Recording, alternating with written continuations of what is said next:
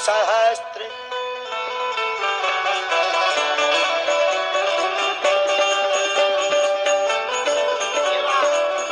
दोनों हाथ उठा करके ए जुग सहस्त्र जो जन पर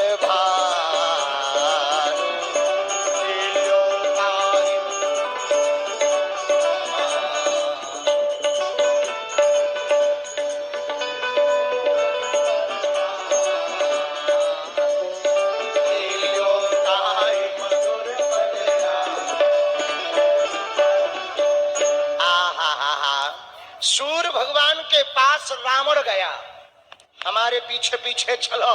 सूर्य भगवान ने बोले ठटरी भर जाएगी। सूर्य भगवान के पास दो गए और संपाति और जटायु। जटायु जी तो लौट आए, संपाति जी झुलस गए। तो रावण गया, जटायु गए, संपाति गया। अब सूर्य भगवान के पास कौन गया, जरा वो वर्णन सुनिए।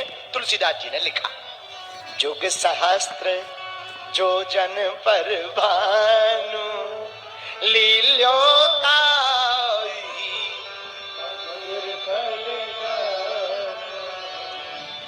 हनुमान जी महाराज बाल काल में ही सूर्य भगवान को खा लेते हैं। इस पर एक बात हम कहना चाहेंगे, सुनो। पढ़ने लिखने वाले जितने बच्चे हैं, एक बात तुम नोट कर लो। दौड़ते हुए घोड़े, उगते हुए सूर्य का चित्र लगाने से कभी भी सफलता नहीं मिलती है। घोड़ों की तरह दौड़ना पड़ता है और सूर्य के पहले जागना पड़ता है, तब सफलता मिलती है। ठीक है। पर हनुमान जी किए क्या, सूर्य को खाए। बाल समय रवि भक्ष लियो तब तीनहु लोक भयो अंधियारो ताहि सुत्रास भयो जग को यह संकट काहू सुजात न टारो देवन आन करी विनती तब छाण दियो रवि कष्ट निवारो को नहीं जानते हे जग में कपि संकट को नहीं जानत है जग में कपि संकट सूर्य भगवान को हनुमान जी क्यों खाए? जैसे ही हनुमान जी का प्रकटोत्सव हुआ, आहा माता अंजना ने पल्ला में पोड़ा दिया, पल्ला में पोड़ाया। बहुत काल तक खूब बधाइयां गाई गईं। एक दिन हनुमान जी ने मैया को कहा, मैया भूख लगी है। माता ने कहा, मैं अभी अभी तुम्हारे लिए फल लेकर के आती हूँ। जब तक माता फल लेने के लिए गई, तब तक हनुमान जी ने सूर्य भगवान को देख लिया। लाल लाल सूर्य को अंजनी के लाल ने लाल लाल फल समझ करके एक छलांग मारी, गगन में मारी एक छलांग। गगन में गए, गगन में मारी एक उछाल, जान फल लाल कृषे रवि भाल। गगन में जाकर वीर बजरंगबली अंजनानंदन श्री हनुमान जी महाराज ने एक छलांग मार करके अंजनानंदन श्री हनुमान जी महाराज ने एक बार में ही सूर्य को खा लिया। जैसे ही खाया तो चारों तरफ अंधेरा छाया। दो कारण यहाँ पर। क्या दो कारण? पहला, एक तो सूर्य को उसी समय राहु डसने वाला था, तो हनुमान जी पहुंच गए। को नहीं जानत है जग में कभी संकट मोचन। एक कारण ये है। दूसरा, लाल लाल विद्याभास भगवान सूर्य भास्कर को देख करके हनुमान जी खाए। तो एक संत ने यहाँ पर व्याख्या दी, बोले भैया जिस बालक को बचपन में ही भूख लगी हो, बोले किसकी? बोले विद्या की।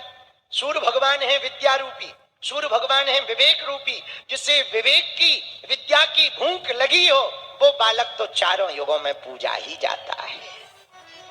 हनुमान जी को बाल काल में ही भूख लगी, सूर्य भगवान को खाए। जुग सहस्त्र जो जन पर भानु लील्यो ताहि मधुर फल जानो। लाल लाल अंजनी के लाल ने लाल लाल सूर्य भगवान को खाया। देवताओं ने स्तुति की, तब जाकर के उगला। तो किसी ने कहा कि आपने खाया क्यों? हनुमान जी बोले भूख लगी थी। बोले वाह, कोई भूख में सूर्य भगवान को खाता है? गजब हो हनुमान जी, गजब हो।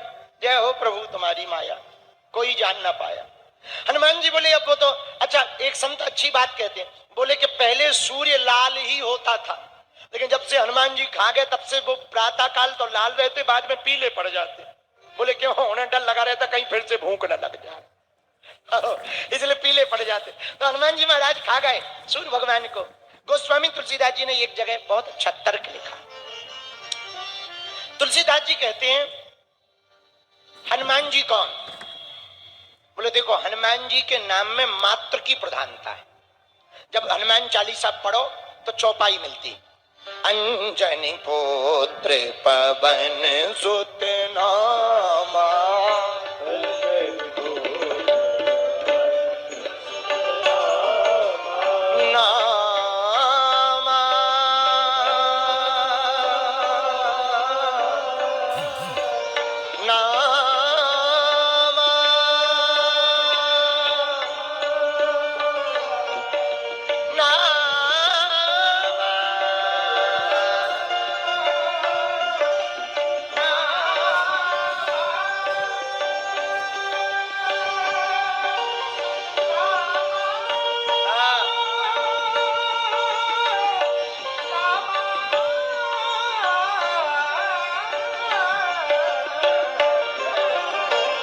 अंजनी पुत्र पवन सुत नामा, अंजनी पुत्र पवन सुत नामा, अंजनी पुत्र, अंजनी पुत्र पवन सुत नामा, अंजनी पुत्र पवन सुत नामा।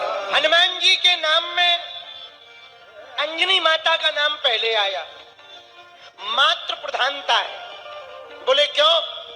बोले माता अंजनी का तप बल ज्यादा है। एक तो देवताओं, एक तो ऋषि का श्राप। अंजना माता है कौन? पूर्व जन्म की अप्सरा। देवलोक में पुंजिका स्थला नाम की अप्सरा थी, इंद्र के लोक में। पुंजिका स्थला नाम की अप्सरा, एक बार ऋषियों की सभा लगी, ऋषि सब सम्मिलित हुए। वह अप्सरा जैसे ही सुना कि बहुत बड़े बड़े महात्मा आए, उछलती कूदती पुंजिका स्थला नाम की अप्सरा यहाँ वहां भागती रही थी। उसी समय एक महात्मा के ऊपर पैर पड़ गया। महात्मा ने श्राप दे दिया, ए पुंजिका स्थला, यहाँ वहां बना देखे हुए उछल कूद कर रही, जा हम श्राप दे रहे, तू बानरी हो जा, बंदरी बन जा, जा बानरी हो जा। अप्सरा को बड़ा दुख लगा, पुंजिका स्थला को हाथ जोड़ करके संत के चरणों में बैठ गई। महाराज, हम आपको देख नहीं पाए, हमारी भूल को क्षमा करो, हमसे गलती हो गई, हमें माफ करो, माफ करो।